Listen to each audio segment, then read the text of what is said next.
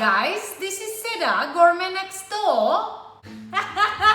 That must be the worst British accent ever.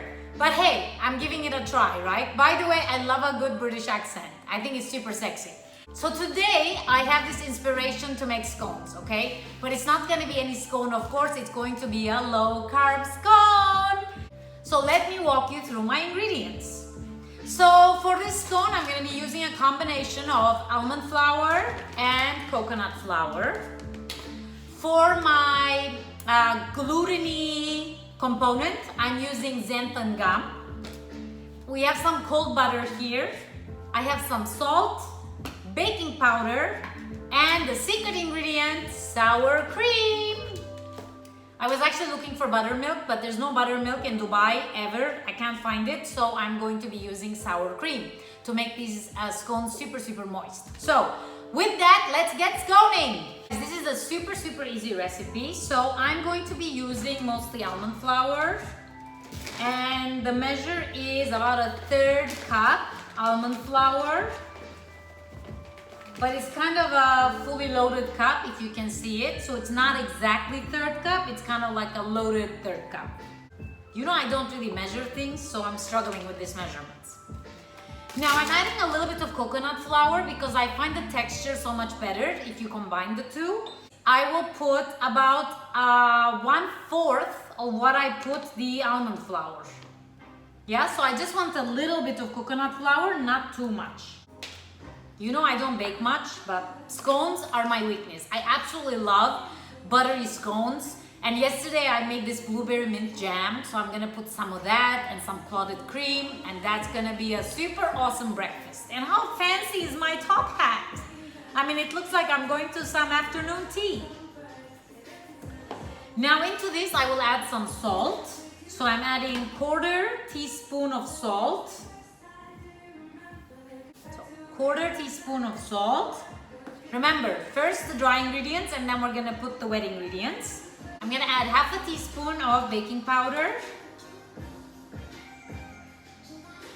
and 1/2 teaspoon of Xanthan Gum. So when you're baking with no real flour, the Xanthan Gum and the baking powder really work well together to bring everything to a similar consistency and texture as you would with regular flour baking. So I want to stir my dry ingredients. Now my oven is heating at 180. Now let's move on to our butter. So my butter is cold. In scones, it's really critical to use cold butter. So what I will do is I'm adding about 1/2 of my 1/3 cup of butter. So like a 1/6 cup of butter. So that's the butter. Now I will drop this into the dough. And what you want to do is you want to cut the butter using 2 knives. You don't want to go in there with your hands because you will apply lots of pressure and heat. And what is the key to a flaky pastry is you want this butter to be in pieces. So when it bakes in the oven, those pieces are going to bubble up and they're going to create this flaky texture. So just go in there and cut this butter. And as you're doing, make sure that you are mixing it with the dry ingredients. So I want the butter to be like kind of the size of small peas.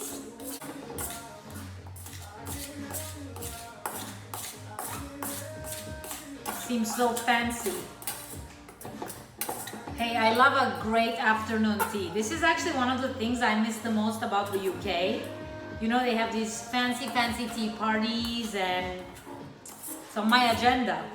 Post-COVID, I think we're all making a list of places to go and see and travel. That's definitely something I'm very much looking forward to.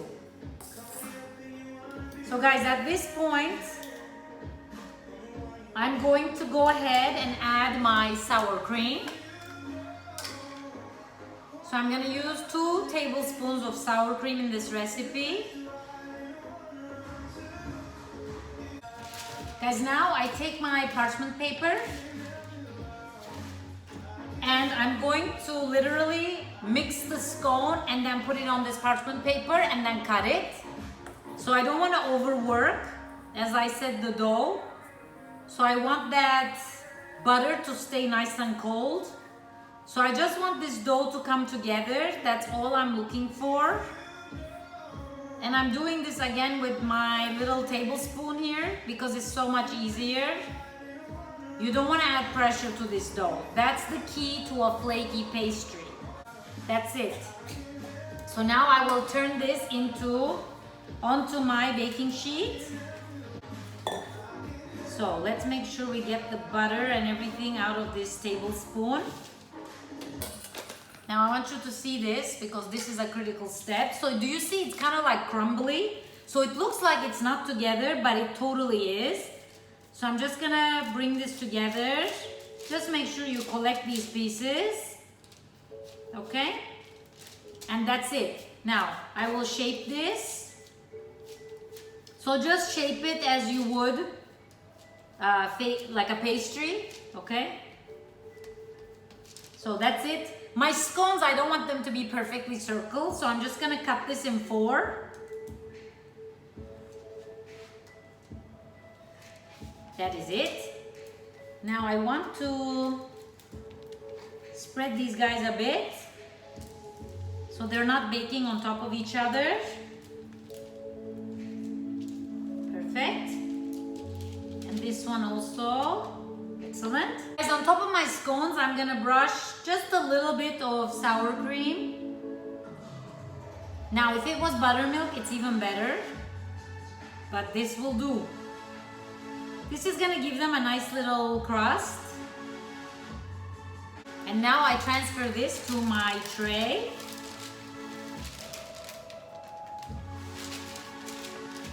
That's it. Now it's going into a 180-degree oven and it's gonna bake for about 20 minutes until they're golden brown.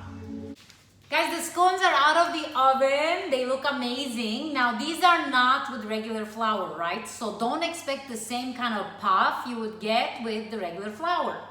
So what matters is the taste and the texture. So I'm going to remove these guys, put them on my little rack here because I want them to air out a bit before we get into them. So the thing with low carb baking is you want to get your cravings out of the way with the most similar taste and texture, right? Because there's really nothing that will replicate 100% the performance you would get with regular flour, rice and pasta. So this is an attempt for me trying to replicate some of those loved recipes with better for you ingredients and see how they perform. So as I always tell you, this is an experiment, so it might totally fail, but I'm still willing to share it with you because we are in this together. It sounded like a commercial. Now I want to show you the bottoms. Look at these bottoms. They are perfectly brown. So in preparation, what I've done is I took my jam from yesterday and I just heated it up a little bit. Why I do this is I just find the warm jam better when I'm eating my scone. All right, guys, I cannot wait. So let's go ahead and build this scone. I'm gonna take my beautiful thin little scone here. And I wanna do is, using a serrated knife, I'm going to cut it into 2.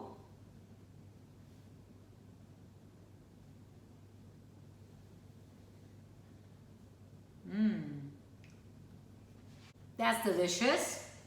So I'm going to put my first layer of the scone. Now I'm gonna drop my clotted cream. Nice, generous portion. And then our jam. Actually now what I will do is I will put the top. Because I want that drizzly effect of the jam. So I'll put the jam. Oh.